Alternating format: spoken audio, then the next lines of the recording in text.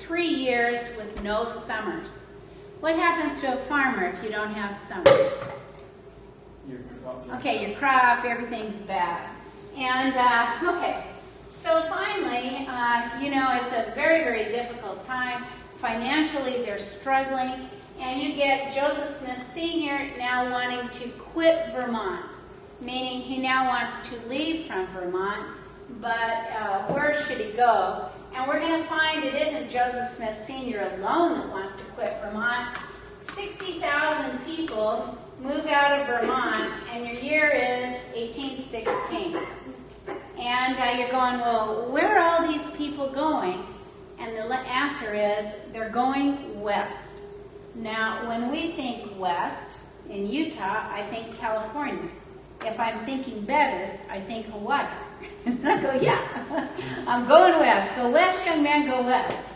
Okay, we're now going to talk about New York and why they're all heading to New York. And the answer goes like this. Okay, going back to the Revolutionary War. So Revolutionary War, anybody got a date? 1776. Okay, so back at the time of the Revolutionary War, after the war was over, all the veterans wanted to be paid for their service in the military. The U.S. did not have a lot of money, but what they had was land out west. And so they gave the veterans Western New York and Western Carolinas and West Virginia. That was your out west. Well, the old veterans, they don't want to leave Boston and New York City and Staten Island, but they would like to get money from their lands out west. And so there was much talk about the easiest way to travel back then was to travel by water. And that what we should do is we should dig a big ditch. What's the name of the big ditch? Erie Canal. Okay. And we're going to get those Great Lakes system all connected. If we dig the Erie Canal, then we'll have the Great Lakes settled, and we'll get our nation going west. So, okay, with that, you can imagine land speculators concluded, wow, that looks really good. And they started going to the old veterans. And as they went to the old veterans, they said, we'd like to purchase your lands out west. Now, the land speculator that we're most interested is named John Swift. John Swift gathered up, much land, and he went out west, and he founded a little town along the proposed Erie Canal called Swift's Landing. And he actually put one street in this town. If you're, if you're setting one street in a town in America, what would you call it? Main Street. Main Street, USA. He has one street in the town. He says, everybody come to Swift's Landing. Well, not many people came. And so the conclusion was, the name of your town is boring in Western New York. You need to name your town after a woman. Because, after all, when people go west, first you get the single man goes west, and if he likes what he sees, he goes back to get his wife and sweetheart, and sometimes they're one and the same. Okay, so you get this, westward kind of thing. And so how can you attract the single man? And the answer is you name your town after a woman. Okay. There's much talk. Do we name it after Martha Washington? No, she's been cited. No one would come. What about Betsy Ross, the maker of the flag? No one would come. Let us name our town what? Famous town in church history. Palmyra. Thank you, Pablo. What woman is that? Okay, so you go, what woman is that? I've never seen her. Actually, goes back to an old Syrian kind of name. Egypt, you can actually pick it up in. And so Palmyra is born. Now, for Father Smith, he's struggling. He's had 3 years of crop failure, no money coming in, And he's now reading all this advertisement, all this hype. New land, land, milk and honey, green valleys, everything. Head to all kinds of places, including Palmyra. In 1816, Joseph Smith Sr. makes a decision that he will head to Palmyra, but he will leave his family behind. In other words, he's going to check it out. Family, you stay behind. He arrives in a place called Palmyra. When he arrives in town, there's only one street. What's our street? Main Street. Main Street. Okay. And, when he arrives in town, he likes what he sees. Well, he doesn't have enough money to be a farmer. He's lost his money. But he announces that he is a finder and a digger of wells. And Joseph Smith Sr. was actually good with something that were called the binding rods. You ever seen those? Yep. Okay, where you have, describe them. It's witchcraft, isn't it? Well, you could, They get like 2 sticks or something, they have it, and they're supposed to, like, the magnets or something, like, pull it down on the water. I knew people who did it on a mission, but... I've tried, I'm not very good, but apparently he had a talent. And he could find where the water was, he could then dig it, and suddenly has a monopoly in town. We can't find any other well diggers. And so that's his day job, and at nighttime, he opens up on Main Street Smith's Cake and Beer Shop. Now, some of you are going to go, wow, our first patriarch. But notice he's living off the land. Remember, he's always a wheat farmer. So he's made little cakes from the wheat he's taken, and then he's tapping the trees, and he's making what kind of beer?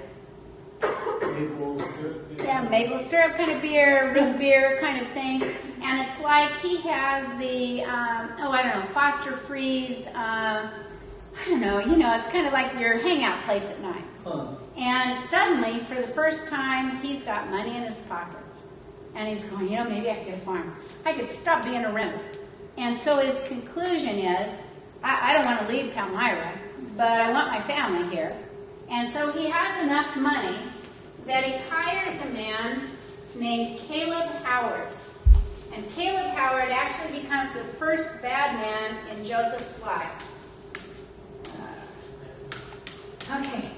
So Joseph Smith Sr., he's in Palmyra, he's making money, he hires a man named Caleb Howard, and he says, go back to Norwich, Vermont, and pick up my family.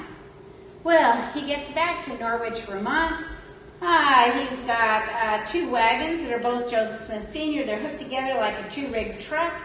He now helps load in the family, the food stuff, and basically it looks like the Clampetts are leaving town.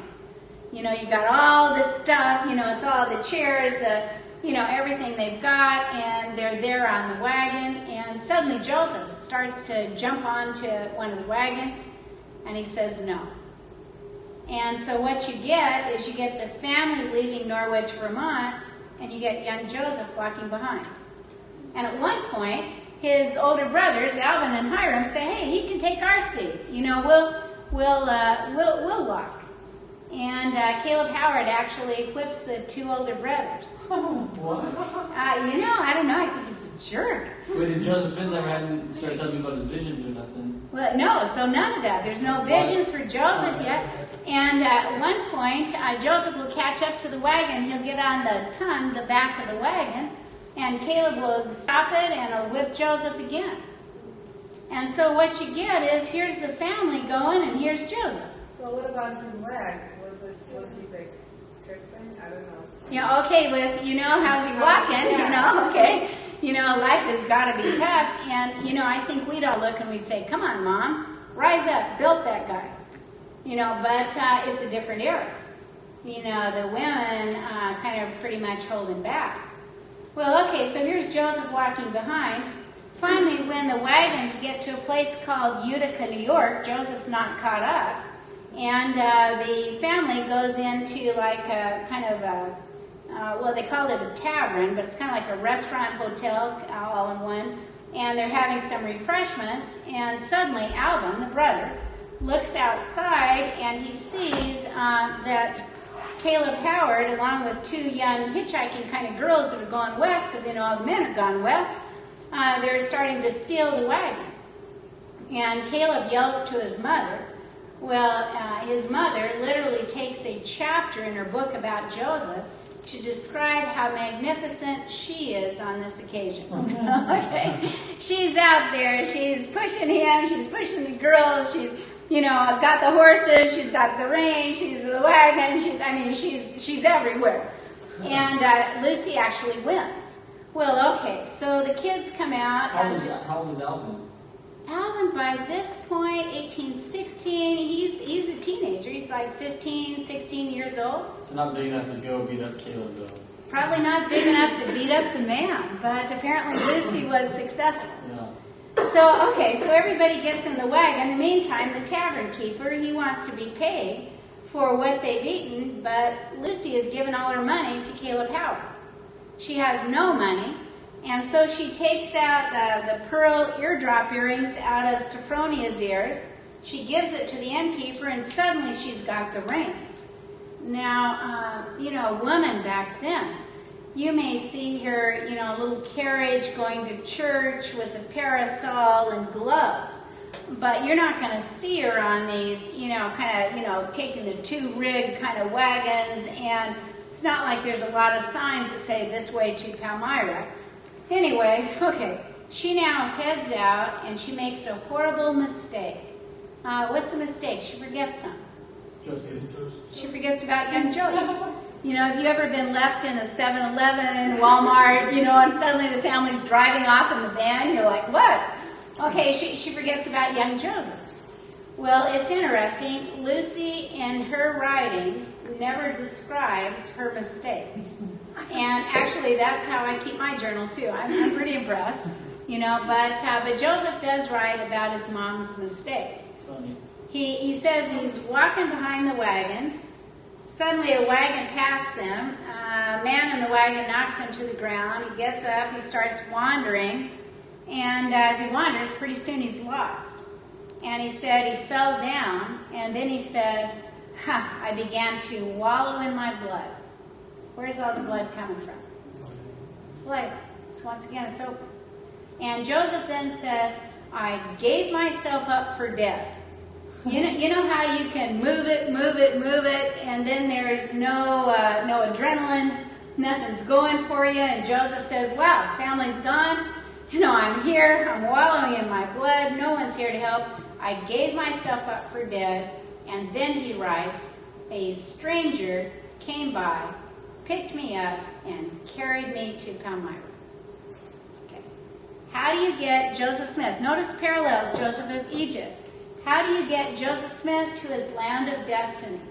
Where there is the sacred grove, where there is the hill, Cumorah, and you'd say, was it his family who's been so prepared since John Lathrop and before, for the prophet of the restoration to be in their family line? And I go, nope, family, you forgot. And you'd say, who takes Joseph to Palmyra? Well, you'd say it's a stranger. You remember Joseph of Egypt. He's having dreams. His dad gives him a preferential coat. His brothers hate him. They put him in a pit. Who takes Joseph of Egypt to his land of Egypt, where he could provide salvation for his father's household? And you'd say it's the strangers. It's the Midianites. Well, okay, with that, let's see what we learned today. Okay, are you feeling smart? Okay, what's the name of the man in 1623 that's worried about authority? John Lathrop. John Lathrop. Okay, you remember he's put in prison. You got that. And eventually comes to America. Who's related to John Lathrop? A whole lot of people. Okay, a whole lot of people, Okay, Oliver Cowdery, Parsi Pratt, Orson Pratt, Wilford Woodruff. You could just keep going on. Okay, and then, let's see.